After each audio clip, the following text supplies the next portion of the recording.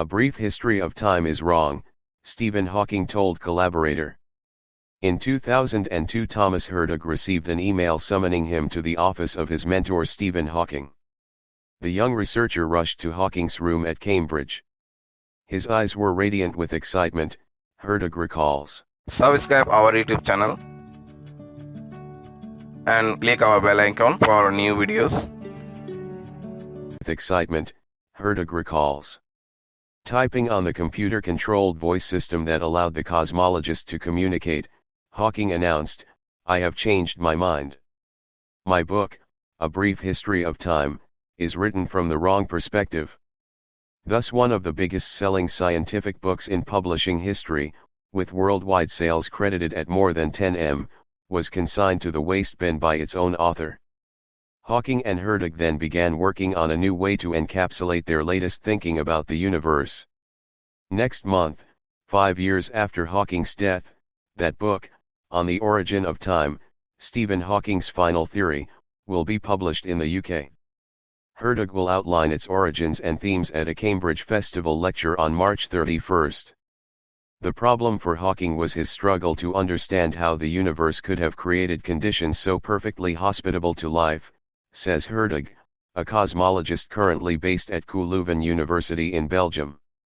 Examples of these life-supporting conditions include the delicate balance that exists between particle forces that allow chemistry and complex molecules to exist. In addition, the fact there are only 3 dimensions of space permits stable solar systems to evolve and provide homes for living creatures. Without these properties, the universe would probably not have produced life as we know it, it is argued by some cosmologists. Hertog and Hawking were set on hammering out explanations for the state of stellar uncertainty after the latter had decided his previous attempts were inadequate. Stephen told me he now thought he had been wrong, and so he and I worked, shoulder to shoulder, for the next 20 years to develop a new theory of the cosmos, one that could better account for the emergence of life, Hertog said. It was a remarkable collaboration but not an easy one. When he was 21, Hawking had been diagnosed with an early-onset slow-progressing form of motor neuron disease that gradually paralysed him.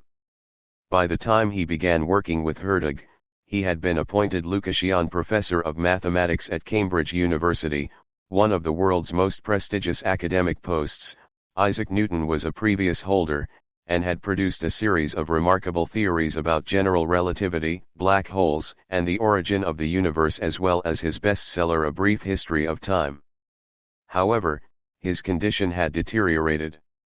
He was in a wheelchair and could only communicate using a small computer from which he selected words delivered by a speech synthesizer. Halfway through our collaboration, he lost the remaining strength in his hand to press the clicker which he used to converse, says Hertog. So Hawking switched to a sensor mounted on his glasses that could be activated by twitching a cheek muscle, but eventually even that became too difficult.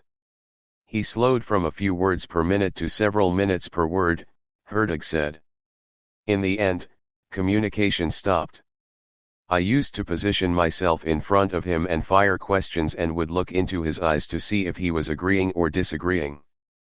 By the end, I could detect several levels of no and several levels of yes with a few in between.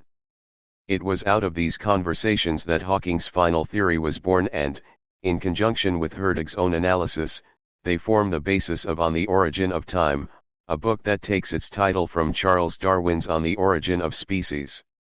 In the end, we both came to think of physics in a way much more like how we think of biology. We have put physics and biology on the same footing. According to Herzog, On the Origin of Time deals with questions about our place in the universe and what makes our universe fit for life. These questions were always in the background in our scientific publications. What I have done for this book is to make these questions central and tell our story from that perspective. Stephen and I discovered how physics itself can disappear back into the Big Bang. Not the laws as such, but their capacity to change has the final word in our theory. This sheds a new light on what cosmology is ultimately about. According to Hertog, the new perspective that he has achieved with Hawking reverses the hierarchy between laws and reality in physics and is profoundly Darwinian in spirit. It leads to a new philosophy of physics that rejects the idea that the universe is a machine governed by unconditional laws with a prior existence, and replaces it with a view of the universe as a kind of self-organizing entity in which all sorts of emergent patterns appear, the most general of which we call the laws of physics. To change has the final word in our theory. This sheds a new light on what cosmology is ultimately about. According to Hertog, the new perspective that he has achieved with Hawking reverses the hierarchy between laws and reality in physics and is profoundly Darwinian in spirit. It leads to a new philosophy of physics that rejects the idea that the universe is a machine governed by unconditional laws with a prior existence, and replaces it with a view of the universe as a kind of self-organizing entity in which all sorts of emergent patterns appear, the most general of which we call the laws of physics. The most general of which we call the laws of physics. Subscribe our YouTube channel and click our bell icon for new videos.